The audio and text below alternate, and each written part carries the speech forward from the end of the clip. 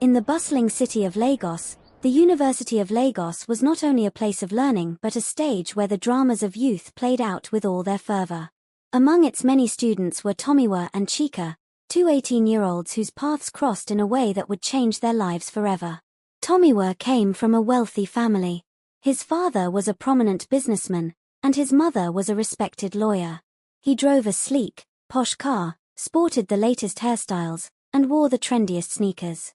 With his good looks and charisma, Tomiwa was the epitome of a modern-day prince.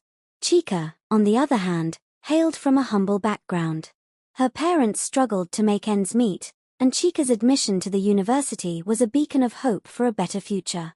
Despite her financial constraints, Chika was stunningly beautiful.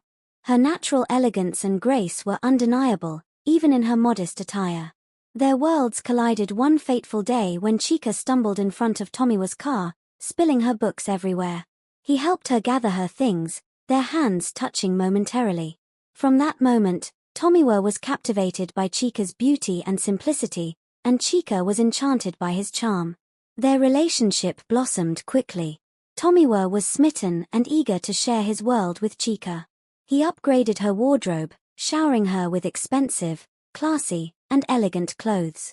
Chika, who had always worn simple outfits, suddenly found herself in designer dresses, high heels, and luxurious accessories. She transformed into the epitome of a modern, sexy young woman, and everyone on campus noticed. With Tomiwa's influence, Chika's social circle expanded. She was introduced to Tomiwa's friends, who were also wealthy and lived lavish lifestyles. Parties, outings, and weekend getaways became the norm. Chika's newfound popularity and status thrilled her, but it also came with a price. Tomiwa's friends were a wild bunch, indulging in vices that Chika had never encountered before. There was heavy drinking, drug use, and a carefree attitude towards life. Peer pressure mounted, and both Tomiwa and Chika began to lose themselves in this whirlwind of excess. Tomiwa's grades started slipping, and he became increasingly dependent on alcohol and drugs. Chika, too, found herself being swept away. The carefree parties soon led to irresponsible decisions. Chika got pregnant twice, and both times, under Tomiwa's persuasion and fear of her parents finding out, she underwent abortions. The emotional and physical toll weighed heavily on her. As their relationship deepened, so did the cracks. Tomiwa, now addicted to drugs, became erratic and abusive. The once gentle and loving boy turned into a shadow of his former self. He started seeing other girls, betraying Chika's trust. Chika, in her desperation and pain, turned to other men for comfort, hoping to fill the void that Tomiwa had left in her heart.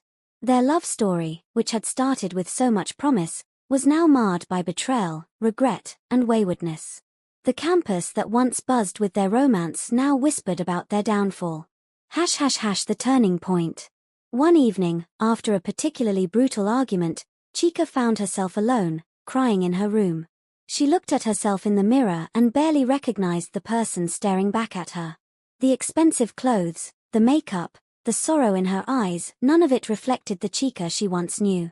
In that moment of clarity, she decided she needed to take control of her life. She reached out to a university counselor, pouring out her heart. The counselor, moved by Chika's story, provided her with the support and guidance she needed. Chika began distancing herself from the toxic environment and people, including Tomiwa. She focused on her studies and sought solace in new, healthier friendships. Slowly but surely, she started to rebuild her life, piece by piece. As graduation approached, Chika stood on the threshold of a new beginning. She had learned the hard way that love, when tainted by peer pressure and bad influences, could lead to one's downfall.